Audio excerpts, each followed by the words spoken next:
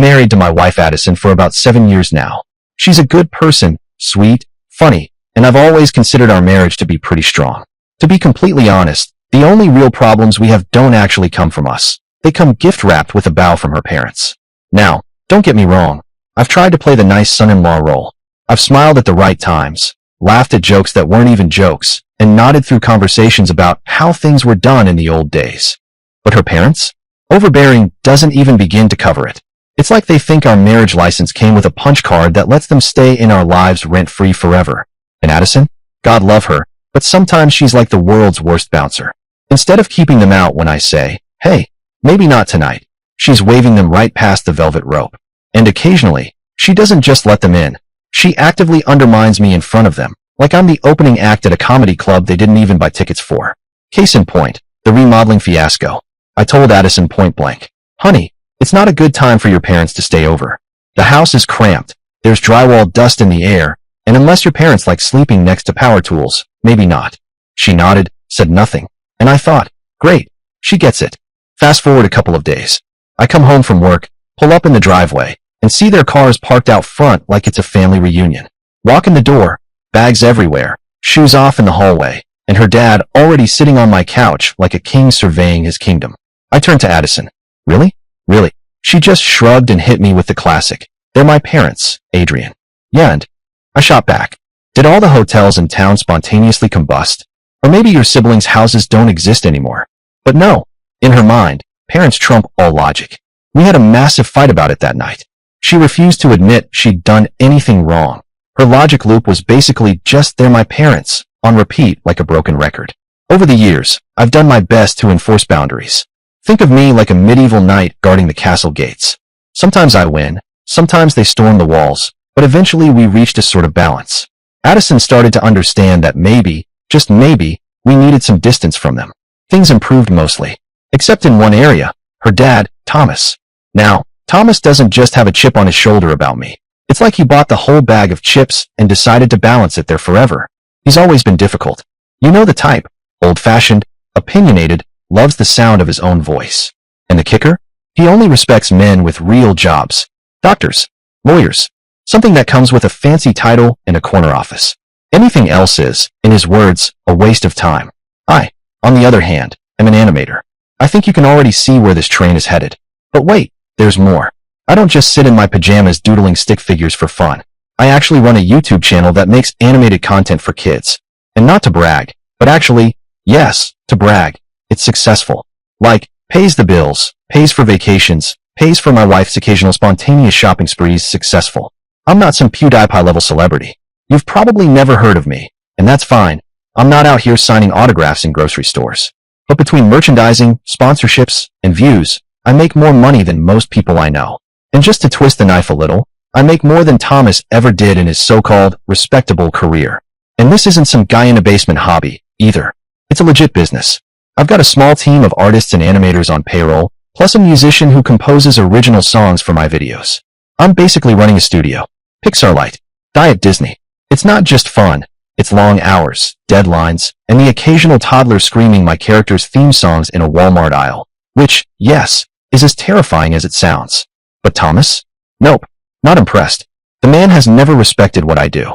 To him, I'm not an entrepreneur, a content creator, or a business owner. Nope. I'm a doodler. A cartoon guy. A clown with crayons. He'll call it effing around with the cartoons, while sipping the cheap beer I bought for the barbecue. Every time, without fail, he'll lean back in his chair and say something like, "So, Adrian, when are you going to get a real job?" And I just sit there smiling through my teeth, wanting to respond, "Oh, I don't know. Thomas, maybe after I finish paying off your daughter's student loans?" Addison used to defend me in the early years. She'd step in and say, "Dad, it's actually a legitimate career. Adrian works really hard." But somewhere along the way, that stopped. Maybe she got tired of repeating herself. Maybe she decided keeping the peace was more important than backing me up. Or maybe, just maybe, she thought, well, Adrian is a doodler, technically. And that's what stung. She knew how much it bothered me. I wasn't exactly quiet about it. At one point, I flat out told her, "Look, if you won't stand up for me, I will. Next time he mouths off, I'm giving him back." But Addison begged me not to. "Don't make an issue of it," she said. "I don't want any misunderstandings with my family." Misunderstandings? Yeah, because Thomas calling my livelihood a joke is just one big cute little mix-up. What she was really saying, of course, was, please don't rock the boat, because I'm sitting in it with my parents and you can swim. I should have realized right then and there whose side she was on, but I bit my tongue. For 7 years, I've swallowed Thomas's snide remarks for the sake of so-called peace. But then last week happened. By that point, I was numb to his digs. Every holiday, every birthday, every cookout, same script, different occasion.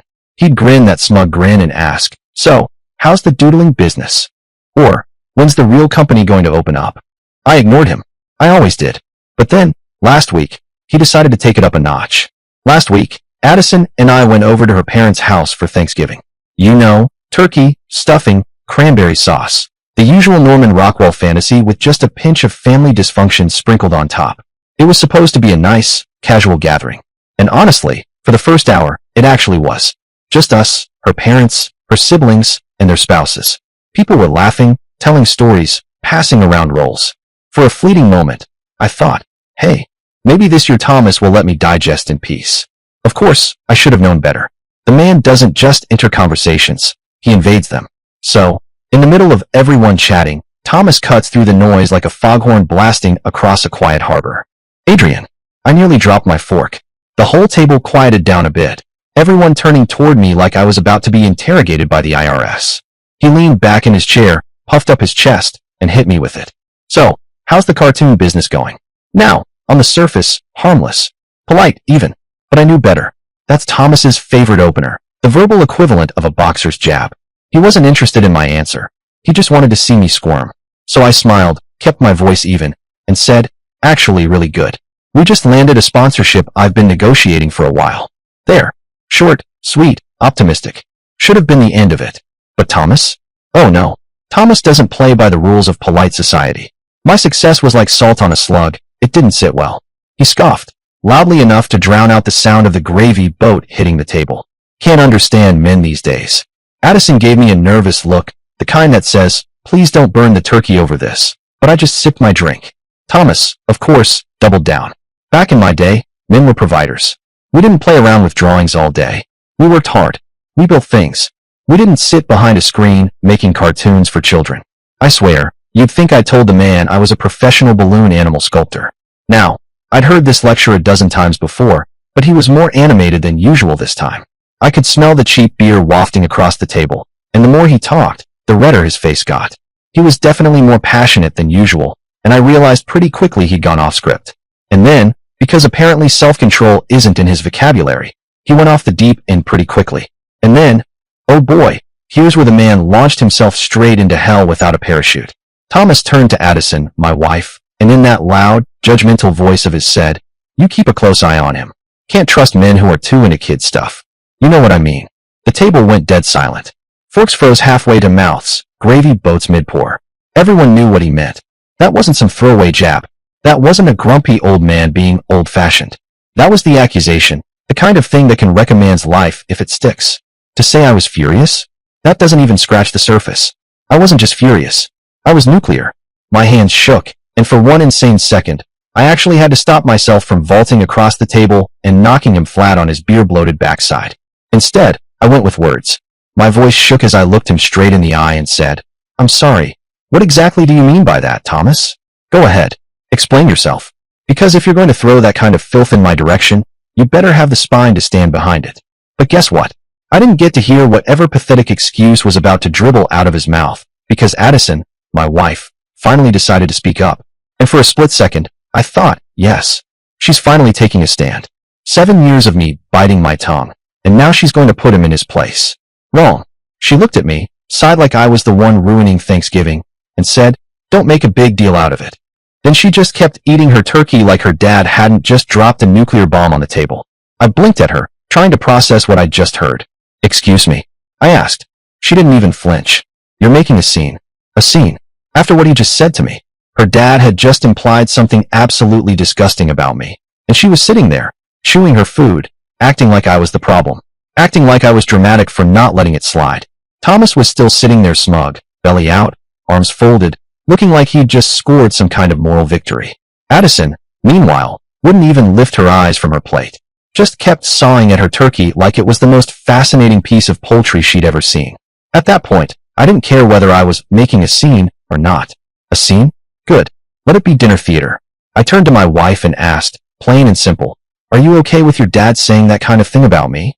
She sighed, like I was the one who had just accused her husband of something vile, and muttered, "You know he didn't really mean it." Oh, well, in that case, let's all raise a glass. Apparently, we're supposed to ignore heinous accusations as long as Dad's had a couple beers and doesn't really mean it. Perfectly reasonable. But then, because apparently one turkey-sized gut punch wasn't enough, Addison opened her mouth and said, "Besides, he has a point. Your work is kind of embarrassing. It's not serious work. Everyone else thinks that too." And that was it. That was the breaking point. I didn't just see red. I saw the entire damn rainbow. I leaned back in my chair, laughing like a lunatic, then slammed my hand on the table. Embarrassing? Embarrassing? Let me tell you what's embarrassing, Addison. What's embarrassing is your deadbeat father, who couldn't keep up with his mortgage payments if his life depended on it. And you know who covered 3 of those mortgages? Me. With my cartoons. With my so-called embarrassing doodles.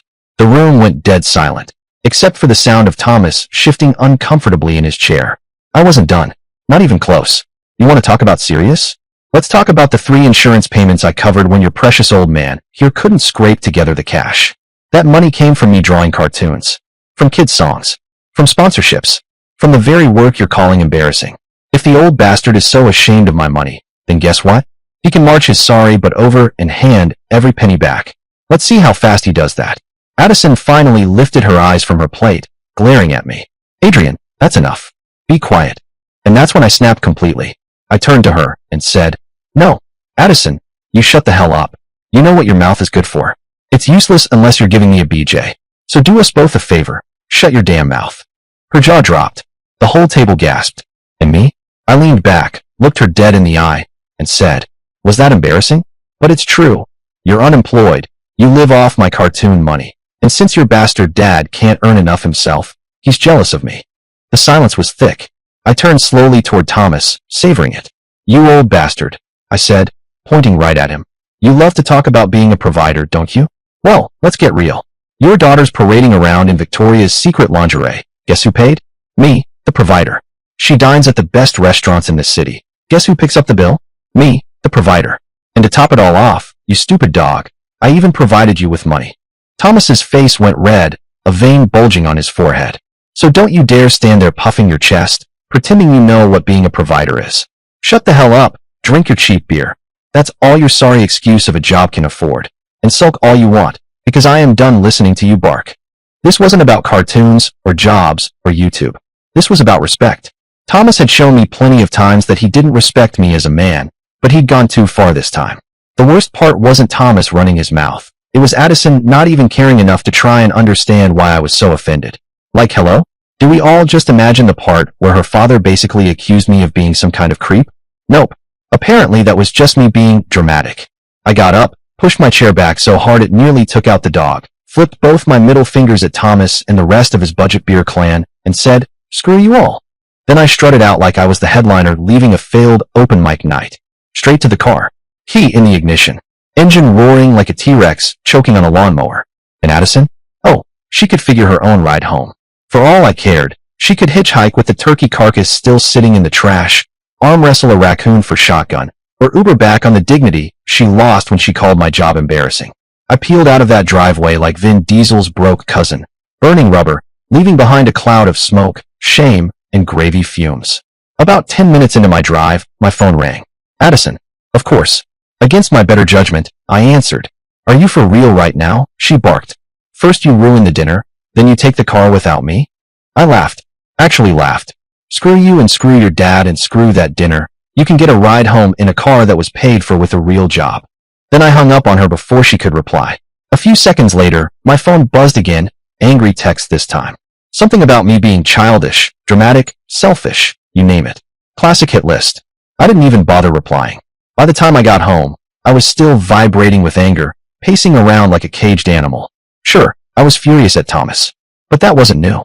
He's been running his mouth since the day I met him. The man treats beer cans like they're truth serum. Tonight, he went further than usual, but honestly, that's just Thomas being Thomas.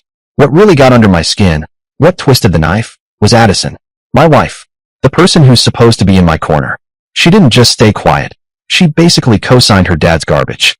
Smiled, nodded, passed the stuffing, and let him humiliate me in front of everyone. And if she could do that now, over something this vile, what would she do when it really mattered? Could I actually count on her? Or was she always going to pick her dad's side, smile while I got kicked, and then tell me to stop making a scene? The more I thought about it, the more it hit me. Maybe I'd just found out who she really was. Not my partner, not my ally, just someone who'd sit there, chew her food, and let her dad tear me down while she quietly agreed. She got back a few hours later. When she walked in with her sister trailing behind her like some sort of chauffeur, I knew I was in for a performance. No apology, no sheepish sorry I didn't back you up. Not even a fake attempt at damage control. Nope. Her grand opening line? Thanks for ruining dinner. I actually laughed. Out loud. The kind of laugh you make when you've lost the ability to be shocked. Ruining dinner? I shot back. Sweetheart, the shrimp cocktail was already ruined the second your dad decided to audition for Creeps Gone Wild at the table. I absolutely lost it. I shouted that her dad had implied something utterly disgusting about me, and she just sat there with the expression of someone deciding between almond or soy milk in their latte, completely unbothered. Then came the kicker. She actually made excuses for him. Like, with a straight face. You're overreacting, just like you did at dinner, she said. Oh yeah, I said. Because apparently now everybody knew it was just a harmless joke. Except me, of course, the only guy in the room with ears and dignity. I reminded her, loudly, that not a single person had laughed. Not one chuckle. The silence was so bad you could have heard Thomas's arteries hardening. But she doubled down, telling me I embarrassed her and her parents and that I needed to apologize. To them. That was it. The light bulb moment. The click in my brain. The internal voice going, oh, buddy, she does not respect you even a little bit. I wasn't even mad anymore. I took a deep breath, centered myself like a Zen monk about to flip a table, and told her plainly, we're done. I want you out of the house. She blinked at me like I'd just told her gravity was canceled. You're kidding. Nope. Dead serious. I'm about as kidding as your dad is charming. She rolled her eyes, called me ridiculous, and said she'd give me a few hours to cool down. She actually turned like she was going to flounce off, as if I'd come crawling back begging for forgiveness in time for dessert. Not a chance.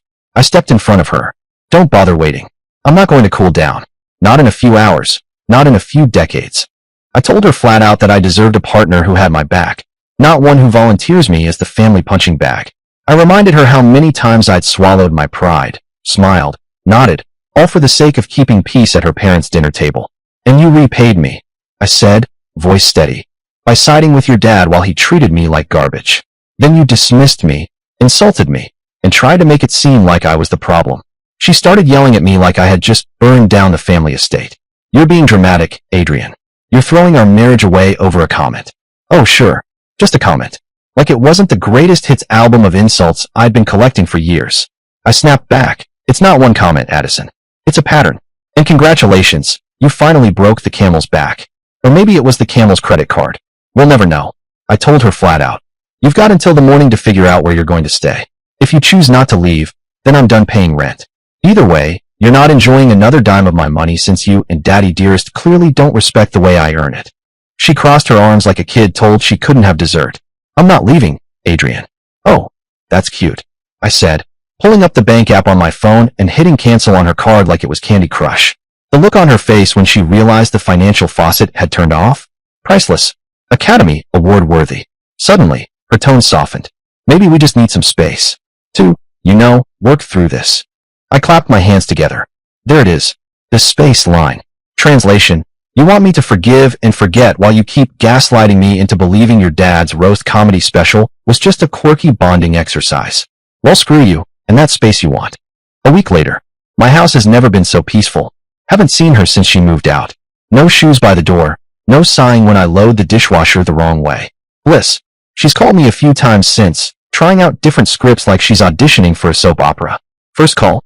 Adrian, are you ready to talk about this and act like adults? Shut up, bitch. Click. A few days later, she tried a remix. This time with apologies. I'm so sorry, Adrian. Can we please talk? Please.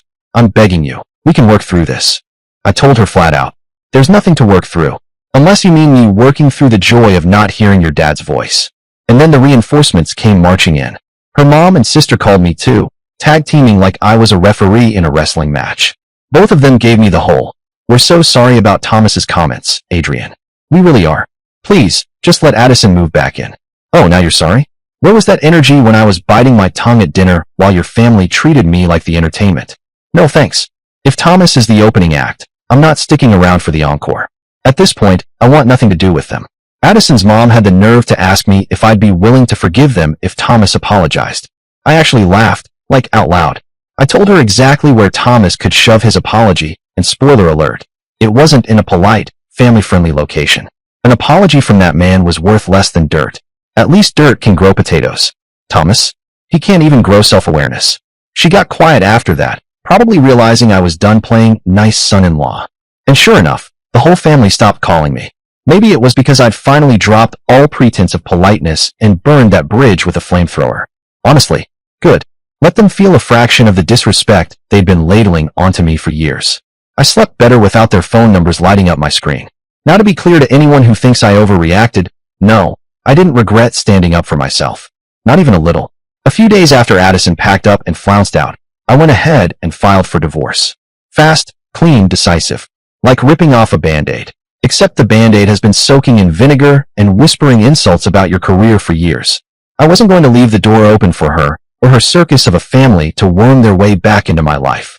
I'd already sacrificed enough of my happiness and dignity on the altar of keeping the peace. No more. Naturally, when Addison got served, she stormed over like I'd just committed a war crime. She was red-faced, furious, screaming at me for not even giving us a chance. You're vindictive, she shrieked. You're childish. You're throwing everything away. I leaned against the doorframe, arms crossed, and let her rant until she ran out of oxygen. Honestly, it was like watching someone audition for a bad soap opera. Honestly, I am now enjoying watching her like this. When she finally stopped, panting like she'd just run a marathon, I looked her dead in the eye and said, "There's no going back for us, Addison. None. Zero. Zilch. I'm done. This isn't some impulse. I didn't just wake up cranky and file papers for fun. This is a decision I thought long and hard about. And I have no interest in being your father's son-in-law anymore." She started crying after that, full waterworks, insisting she just wanted us to go back to normal. Normal, apparently, meaning I play human doormat, while she plays peacemaker with people who wouldn't know respect if it bit them on the ankle. She said she was only trying to keep the peace, as if peace was some endangered species I kept hunting in my spare time. Then came the kicker. She looked me dead in the eye, tears welling up, and said, "I thought you understood how important my family is to me." "Oh, I do understand," I shot back, nodding like a motivational speaker. "Crystal clear. In fact, you've been announcing it louder than a fire alarm for years. It's just funny how the translation always comes out as, 'They're more important than you, Adrian.'" Her jaw dropped, mascara trembling on her lashes like it was considering jumping ship. "That's not what I meant," she stammered. "Sure it is," I said. "Don't undersell yourself. You've been consistent. If there was a gold medal in prioritizing your family over your husband, you'd have a podium named after you." She blinked fast, fighting the tears. "I just wanted to keep the peace." "Peace?" I cut in, eyebrows shooting up. "Oh, is that what you call it?" Because from where I was sitting, it looked less like peace and more like me taking punches while you handed out Band-Aids to the people throwing them. Her lip quivered. "That's not fair." "Oh, it's absolutely fair," I said, leaning forward, voice dropping to that perfect, lethal calm. "You've spent years making me the sacrificial lamb at every family dinner. Your dad insults me, your mom rolls her eyes, your brother makes little digs, and you play Switzerland. Except Switzerland at least makes money off neutrality. You just cost me my sanity." That's when the tears broke through. Full stream, mascara running down her cheeks in streaks. "I just thought we could go back to normal," she sobbed. I laughed, an actual laugh, short and sharp. "Normal? Oh, sweetheart. Normal for us meant I smiled through abuse while you refilled everyone's wine glass and pretended not to notice. If that's what you're nostalgic for, book yourself a time machine, because I'm done." She gasped like I'd slapped her. "How can you say that?" "Because it's true," I said, standing, grabbing my keys off the counter. "Look, if you can't have my back, we don't need each other. That's not marriage, that's hostage negotiation. And I don't negotiate with toddlers, especially ones who throw tantrums at family dinners." Then I leaned in and said, "You said family is important. What was I to you?" That shut her up. Then I moved back and said, "Yeah, I know what family means to you, so go back to your bastard father and live off his non-embarrassing job." Mic drop. She bolted for the door, sobbing, mascara streaking like war paint, the tragic heroine in her own melodrama. Meanwhile me? I didn't feel guilt. Not a single pang. I felt satisfied. Like I'd finally canceled a subscription I should have ditched years ago. No Pepto-Bismol required. Simple math. Fast forward a week and who pops up on my phone but the big boss himself, Thomas. Daddy Warbucks with a god complex. I could almost hear him cracking his knuckles through the receiver, probably thought he was about to intimidate me into groveling. Maybe he thought he'd been intimidating me all these years with his little digs and backhanded comments at dinner. Joke's on him. I just let it slide because I was polite. He came out swinging, all puffed up bluster. You've made a mistake, Adrian. You'll never find another woman like my daughter. I grinned so wide I nearly sprained something. Thomas, that's literally the goal. Why would I want another just like her? One was plenty. That didn't sit well. He got nasty quick, his voice dropping into that fake serious tone he uses when he's about to say something extra stupid. You're a soft man. You couldn't handle the responsibility of marriage. Oh yes, I said. Nothing screams responsibility like a man whose biggest life achievement is ruining Thanksgiving for sport. He wasn't amused. He jabbed at my career next, his go-to insult. You've always had that childish business of yours. A hobby, not real work. That's when I cut him off, because honestly, why let him keep digging? Thomas, let me stop you right there. My so-called childish career? It left me with a successful business where I earn more money in a single month than you make in 2 years. Let's not pretend you don't remember coming to me, hat in hand, when you couldn't cover your mortgage and insurance. I wrote the check that kept a roof over your head, remember? But sure, tell me more about responsibility. He tried to bluster, but I kept going, sharp as a blade. You're not some titan of industry, Thomas. You're a low-level boss from a 90s video game, annoying, outdated, and laughably easy to beat. You've been trying to bully me for years, but we both know the truth. You're jealous. I built something real, something successful, and you can't stand it. Every insult you throw is just you choking on your own envy. He started to sputter, and I delivered the finisher. And as for marriage responsibility, don't talk to me about that. Your daughter, your pride and joy, turned out to be the real failure. No job, no talent, and when it came down to it, she couldn't even support her own husband against her father's cheap shots. If loyalty is the measure of marriage, then congratulations, Thomas. She failed out of the gate. I'm going to blame her genes for being a failure. I guess it runs in the family. I asked him a simple question. If I'm not a real man, then why was your daughter begging to have me back? And let's be honest here, it wasn't just for my excellent performance in bed. No, it was because of my wallet. The one padded by my childish little cartoons. Turns out, Thomas, she didn't need a stud of man as a husband. She needed a walking ATM with a sense of humor and zero self-respect. Guess who fit the bill? That one hit him like a slap across the face. He froze. For once, the mighty Thomas the thundercloud of dinner tables had no booming comeback. I swear, I could almost hear the Windows 95 error sound playing in his head. So I kept going. Why waste such a golden moment? You got what you wanted, I said, leaning in like I was delivering the final blow in a Mortal Kombat match. Your daughter's back under your roof, and I'm out of the picture. So now guess what? You don't have any excuse to keep my name in your mouth. Help her find a real meaningfully employed man if you care that much. Maybe you can draw up a job posting for it. Must tolerate father-in-law with balls so small they could rattle inside a pill bottle, a mind even smaller, zero self-esteem, and an inferiority complex so massive it should qualify as a natural disaster. That's when he sputtered, literally sputtered, like an old lawnmower choking on bad gas. Then he demanded that I apologize for what I'd said and how I'd acted at dinner. I couldn't help it. I laughed. Not a polite chuckle, not a nervous snicker. A full, from-the-gut laugh that made him pause like he'd just been slapped. Apologize? To you, I said, savoring it. Thomas, the only apology I owe is to the oxygen in the room for wasting it on you. You think you deserve an apology? You've spent years puffing your chest like a dollar store rooster, hiding behind your job title and your family name because deep down you know you're a bitter old man with nothing left but spite. Your daughter doesn't need a father. She needs a therapist to scrub your voice out of her skull. You want an apology? Fine. I'm sorry your balls never dropped, your mind never grew, and your self-esteem never made it out of the womb. There was silence on the line, just his shaky breathing. I leaned in for the kill. Now go ahead, Thomas. Demand respect from the mirror if you're desperate enough. Because you'll never get it from me. And with that, I hung up, leaving him stewing in the wreckage. Not 5 minutes later, my phone lit up again. Addison. Because of course. She didn't even say hello. She launched in hot. How could you talk to my dad like that? You were completely out of line. I smirked into the receiver. Addison, I don't owe that old fraud a single ounce of respect. I finally spoke to him the way he's always deserved. If you don't like it, maybe that's because you inherited his paper-thin skin. You don't get to, she started, her voice climbing. I cut her off, sharp and clean. Don't get to what? Tell the truth? Please. You ran crying back to Daddy because you couldn't handle life with a real man who didn't worship your every mood swing. You want to play princess forever? Fine. Go screw yourself. Or better yet, let Thomas hold your hand while you do it. Seems like that's the only relationship you've ever really cared about. Click. Call ended. That was all the airtime I was giving that little soap opera. I blocked her number right after. That was my new strategy. Silence was golden, and in this case, downright priceless. I was planning to go no contact after that, but Addison had other plans. Big surprise. The divorce went smoothly enough, all things considered. We didn't have significant assets to split, so it wasn't like we were haggling over yachts and vacation homes. She did get some alimony, which I wasn't thrilled about. But my lawyer, God bless him, went in like a pit bull.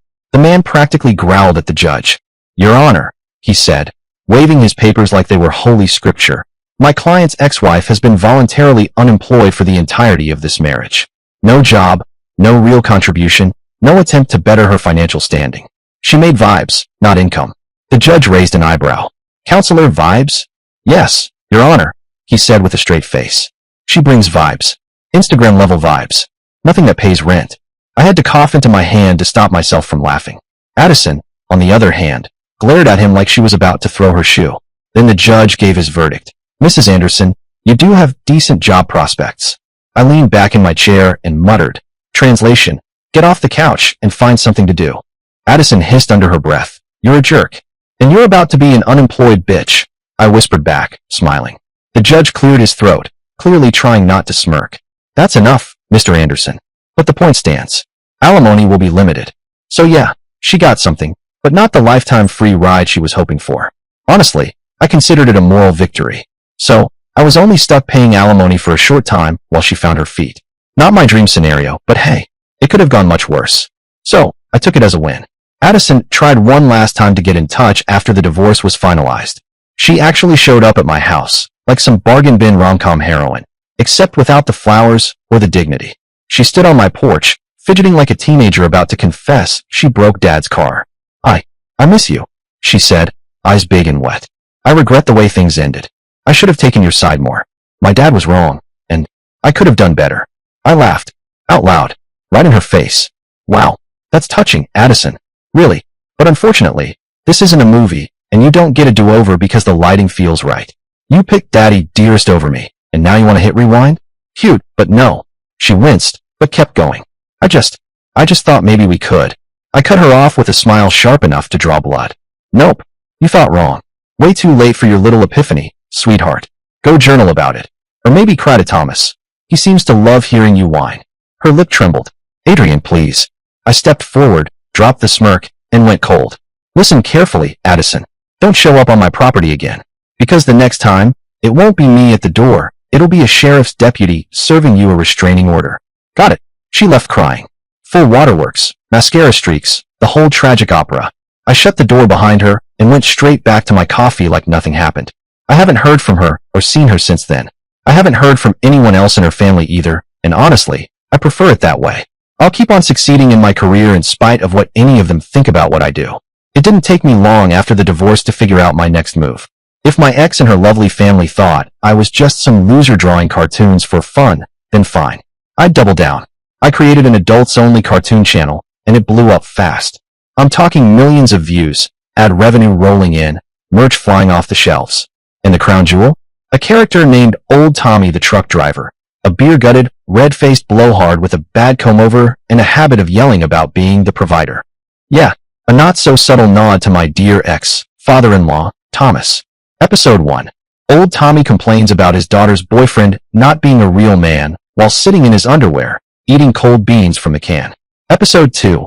Old Tommy brags about his truck while it breaks down in front of a Taco Bell drive-thru. Episode 3. Old Tommy lectures everyone about money while maxing out his credit card buying gas station lottery tickets. The internet ate it up. Comment sections were lit with LMAO, this guy is just like my uncle, and this Thomas dude gotta be real somewhere. And me? I laughed all the way to the bank. The checks kept growing, and one fine morning, I signed the papers on a Ferrari. Cherry red. Loud enough to wake the dead. Fast forward a few weeks. I was cruising downtown when I saw him. Thomas. The man himself. Same hunched shoulders, same bitter scowl. He didn't notice me, but oh, Fate had plans. Later, in the parking lot, there he was climbing into his old, rust-chewing pickup. The thing coughed when he turned the key, like it was begging for retirement. That's when I decided to have a little fun. I pulled my Ferrari right up next to him, revved the engine. The whole parking lot shook. Heads turned. Thomas's eyes nearly bulged out of his skull. He squinted at me through his window. "The hell you doing, boy?" I leaned out, big smile plastered across my face. "Just making sure you can hear what success sounds like, Thomas." Then I rolled slowly in front of his truck, lowered my window again, and gave him one last smirk. I revved twice. Deep, throaty, Ferrari thunder that rattled his mirrors. Then I shot out of there like a rocket, tires squealing. Because nothing, and I mean nothing, sounds like success more than a Ferrari engine drowning out the wheeze of a dying pickup. Dear listeners, please share your thoughts in the comments section below, and don't forget to like, share, and subscribe.